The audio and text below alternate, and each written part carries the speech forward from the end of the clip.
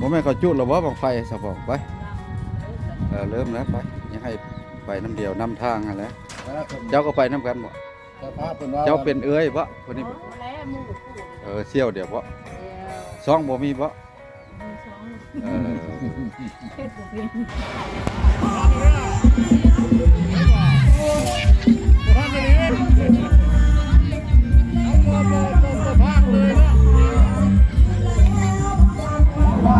ทีมงานเนาะคือบอกแก้วสบายดีบอกแก้วสบายดีเจอกันคือเก่าเนาะเดือนแล้วไม่ได้เดือนที่2แล้วเดือน12แม่นเลยแม่นเลยแม่นมา2 คนนี่แหละนี่เอา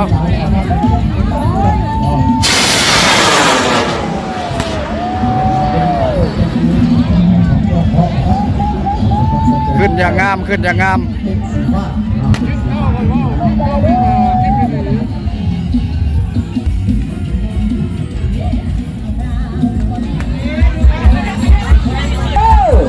ตัวน้องไปตัวน้อยละ3 กิโลหาราคานับ2 1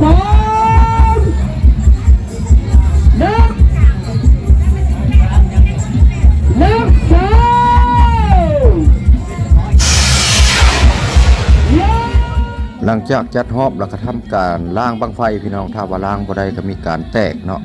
ต้องมีคนสำนาญงานแต่ว่าล้างบังไฟอันนี้ทีมงานเซิงบังไฟเนาะทีมงานเพิ่นกำลังเกี่ยมขึ้นห้างบังไฟเตรียมจูดพี่น้องพาดบรรยากาศฝนก็ตกลงมาพี่น้องน้ำชุ่มเย็นดีฝนตกขนาดเลยทำบุญบังไฟขอลามปิ้งไก่นี่ก็ยาม1,20,000หลังจากนั้นเพิ่นก็ให้คณะกรรมการจัดบังไฟไปลงทะเบียนเนาะถ้าบ่ลงทะเบียนเพิ่นบ่ให้จูดถ้าบ่ออกนอกแล้วเนาะมีการรับผิดชอบเอาเองเนาะบ่มีการรับผิดชอบเพิ่นบ่ให้ขึ้นจูดต้องขึ้นทะเบียนฝนก็ตกลงมาอันนี้บุญบังไฟบ้านเมืองมหาไซอยู่ผู้ว่าอยู่ภาคเซภาคนี้พี่น้องบุญประจำปีเมืองมหาไซแข่งขมวนเฮาก็ขนาดเลยคนหลายพอสมควรพี่น้องไปติดตามส้มเนาะกันว่าสิเป็นอะไรเนาะฝนก็ตกขนาดเลยสุดซื่นฝนตกห้ำพี่น้องห้ำบุญบังไฟเนาะบังไฟบังนี้กำลังขึ้นไปบังไฟแสนกำลังจุดสุดท้ายเนาะเตรียมขึ้นไปอันนี้บังไฟประมาณ6 โลพี่น้องเนาะหรือว่าบังไฟมื่น12 โล 6 โลบรรยากาศคึกคืนหลายพี่น้องเมืองมหาไซเฮาเนี่ยฝนตกลงมาอีกเมืองมหาไซเฮาเนี่ยก็ยอมรับว่าเพิ่นมักม่วนพี่น้องและมีเจ้าเมืองเจ้าแข่งก็มาเนาะหลายเมืองอยู่มาที่ว่าเป็นคณะกรรมการมีบังไฟหลายบังเนาะแต่ว่ามาทำการแข่งขันแต่ว่าจะได้ลงทะเบียนฝนบ่ตกลงมาพี่น้องจูดอยู่หน้าผาคือเก่าเข้าผาเลยเพิ่นจะใช้เวลาจับเวลาเด้อเวลาจูดเนาะจับเวลาบังไฟตัวใดไปไกลเนาะเสียที่แต่ขอโทษขออภัยแต่บ่ได้ยินเสียงที่ว่าเพิ่นให้คะแนนเนาะแต่บรรยากาศตอนนี้ก็ฝนตกนี่เดี๋ยวตอนนี้ก็แม่น5:44 นาทีพี่น้องตอนนี้บังไฟกำลังเริ่มไปลงทะเบียนเนาะบังไฟแสนนี่กำลังสิได้จูดขึ้นสุดท้ายขอโทษขออภัยพี่น้องบังไฟน้อยนะบังไฟน้อยนะบัง 5,000 10,000นะแต่ว่าจูดนอกแล้วนะผมมีการรับผิดชอบเนาะพี่น้องที่ว่าบังไฟขายทั่วไปตัวนี้บรรยากาศในงานเนาะมาพอทีมงานเฮาก็คือเบาแก้วเบาลาวซองเพิ่นก็เพิ่นเฮ็ดเนาะเฮ็ดวิถีชีวิตคือกันกับซองเบาแปลงเนาะก็คือทีมงานเฮาตอนนี้กำลังมีการล้างบังไฟเนาะทำการล้างบังไฟขึ้นล้างบังไฟอันนี้ทีมกองเสียทีมงานของเพิ่นนั่นแหละพี่น้อง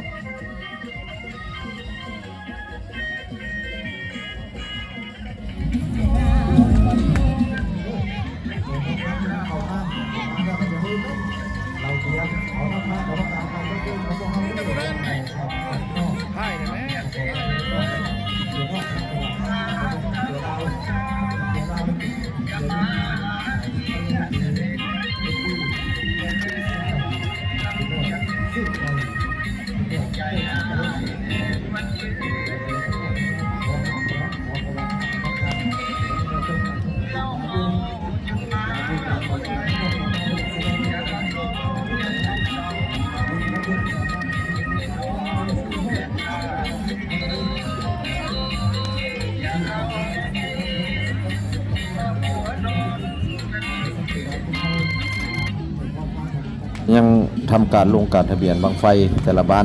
เนาะบังไฟจักโล6 โลบ่12 โลบ่เขาว่ากันไปหรือว่าจักโลแล้วก็มาลงทะเบียนเนาะจึงได้ทำการขึ้นการแข่งขันขึ้นห้านครั้งคณะกรรมการต้องประกาศให้ทีมงานบังไฟบ้านใดเมืองใดที่ว่าเอามานำมาเข้าการแข่งขันในงานนี้แต่ว่ามาลงทะเบียนเนาะถ้าบ่ลงทะเบียนแล้วก็บ่ได้จูดแล้วก็บ่มีการรับผิดชอบเพิ่นก็มันก็น้องเนาะถ้าได้มาลงทะเบียนอันนี้ก็คือห้านทีมงานขึ้นขอโทษขออภัยพี่น้องเพราะว่าได้ภาคพิมพ์นอกเนาะเพราะว่ามันมีการติดลิขสิทธิ์เพิ่นจะเปิดเสียงดังเสียงเพลงน้องเนาะอย่าบ่ฮู้เรื่องฮู้ราย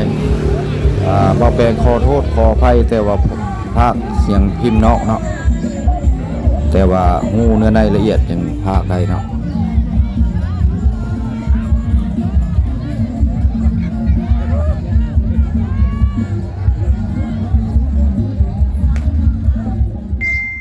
น้องๆเพิ่นมาขอถ่ายรูปถ่ายห้อยเนาะเป็นภาพนิ่งเนาะพี่น้อง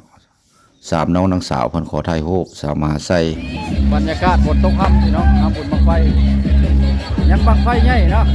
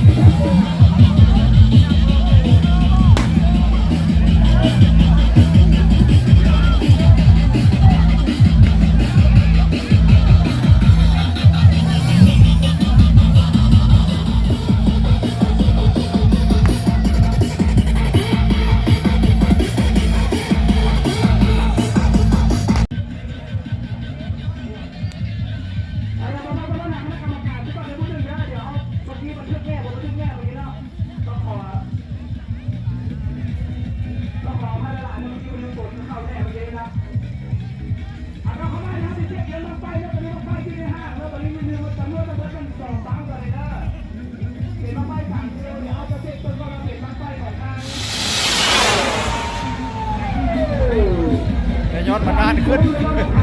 เห็นมันขึ้นไวบ่ทันซ้ำคนบอกว่าถ้าเราไปเกิดขึ้นเสร็จทำไปทำงานการเงินหมดแล้ว